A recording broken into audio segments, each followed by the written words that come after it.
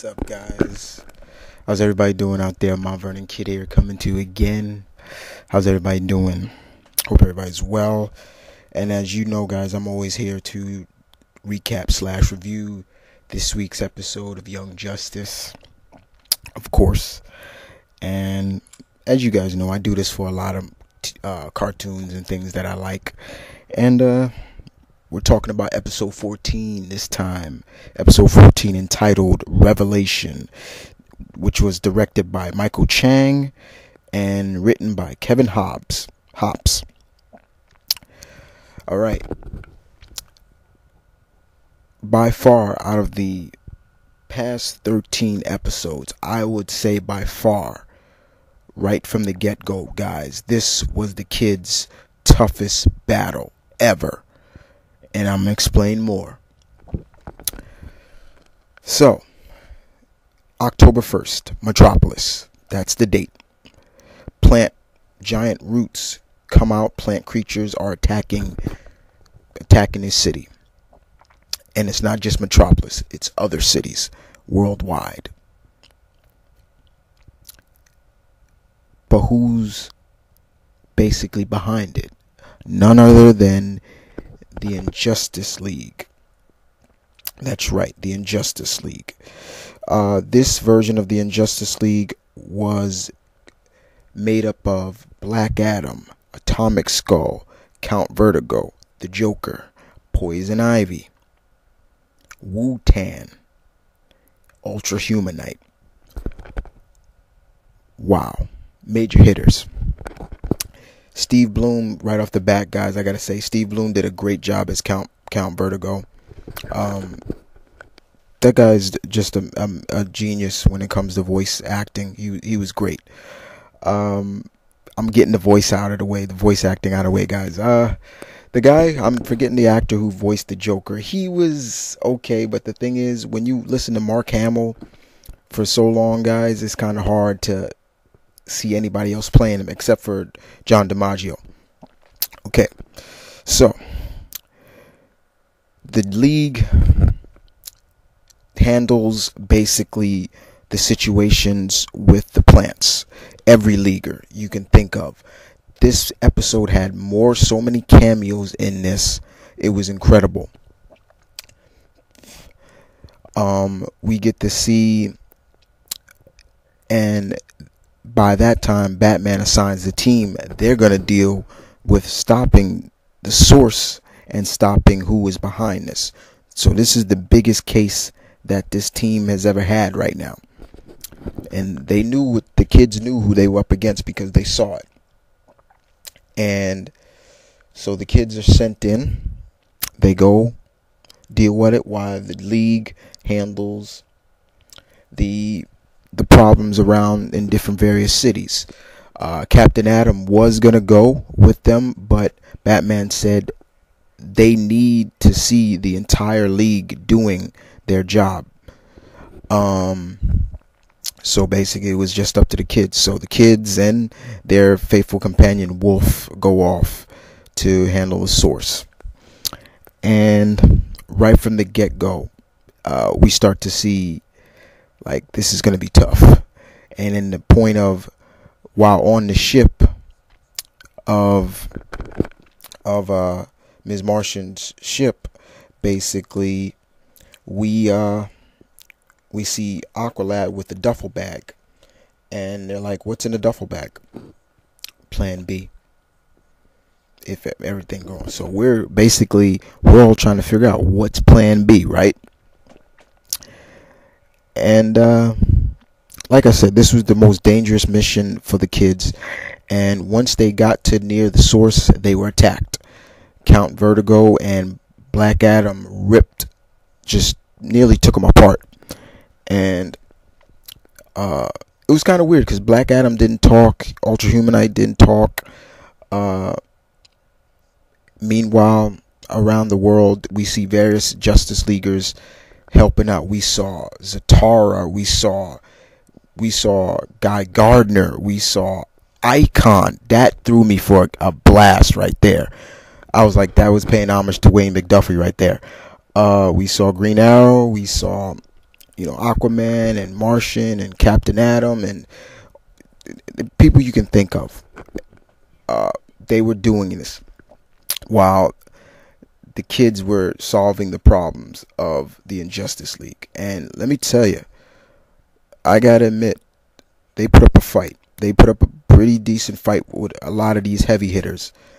And in my opinion, they did pretty good. They did a very satisfaction job.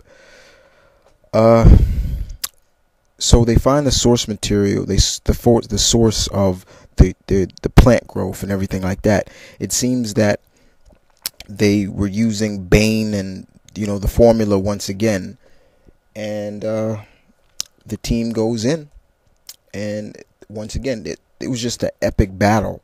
You got Superboy trying to go against Black Adam, and he got a couple of licks in, but this is Black Adam we're talking about, people, and it's not gonna be that well.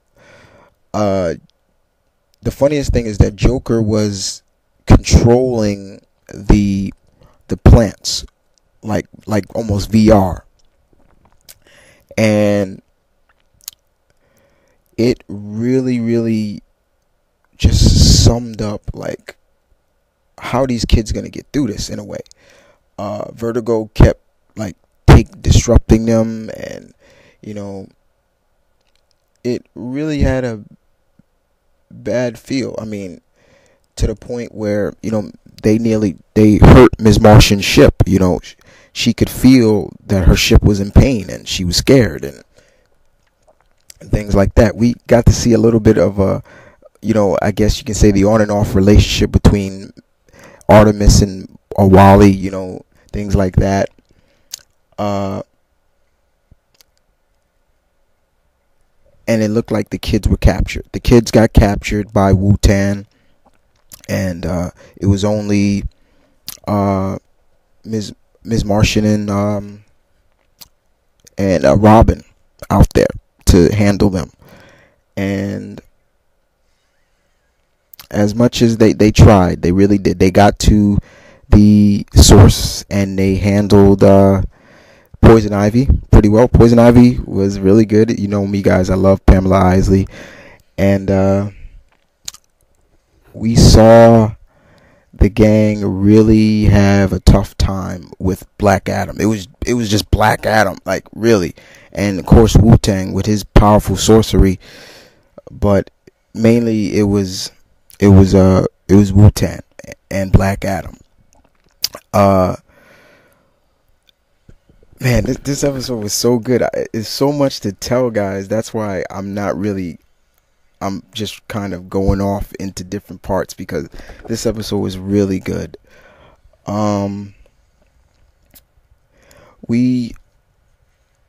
cameo that was really cool was we saw Flash and Blue Devil, which was cool. That was really cool to see as well. I had to mention that. So while the kids handle off and get freed from the Wu-Tang's spell, all of a sudden, basically, Aqualad telepathy says to Ms. Martian, Plan B, opens the briefcase, and what's inside? The helmet of Naboo, Dr. Fate's helmet. And he puts it on, and he's the embodiment of fate. And so he handles Wu-Tang, and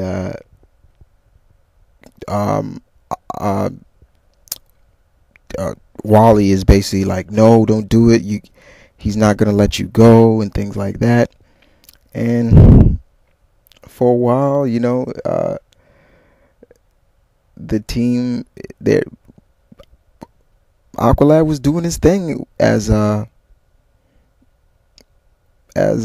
Dr. Fate. I'm not gonna lie, it was really epic, but it showed that when you become Fate, that's it, and he was able to subdue, Wu-Tan, and then finally while the others handled the other leaguers, the other Injustice League, the rest of the league finally came and assisted in helping the kids. However, Joker set off the self-destruct system that basically had spores in it, and it had his Joker formula. And in the end, Fate was able to seal it up. And that was it. But however, Wally was really upset. He was yelling, like, what were you thinking? What were you thinking? He'll never let you go. And all you see is Aqualad just looking at him. And then all of a sudden, for a couple of minutes, all of a sudden, he lifts the helmet off, and he explained, Aqualad explains, like, Naboo really wasn't going to let me go, but Kent Nelson kind of convinced him to let him go. And that was it. Batman gave his usual, it was satisfactory. You didn't really smile and say, excellent job, but did say, you pretty did good. In the meantime, what looked like it was, they found out who the true, that the Injustice League was behind everything. We find out that the real players are involved. Now, the first guy to come out was a guy with a scar. I wasn't sure who that was. Then a woman. Then I believe Aquaman's brother, Lex Luthor, Clarion, the Brain, and Ra's al Ghul. Now, if you guys can help me out on who that female was and who the male with the scar was, I would be grateful. But other than that, once again, the episode ends on a major cliffhanger that they use the Injustice League to keep themselves from getting discovered. And that was beautiful. That was excellent. That was great. I loved it. But as always, I like to hear from you guys. How did you enjoy episode 14, Revelation? What was your favorite points in it? I know I didn't say all the points. I don't like to do that. But you tell me, did you like the cameos? Because frankly, with me, guys, I love the cameos. From all the cameos they had in there, it was great. But can't wait to next week episode, because another one of my favorite DC heroines will be in this next week episode, called Humanity, and it will be Zatanna. Yes. But other than that, this is Mount Vernon Kid saying peace, one love, stay tuned, keep it real. Tell me what you guys think of this week's episode, and you guys take care.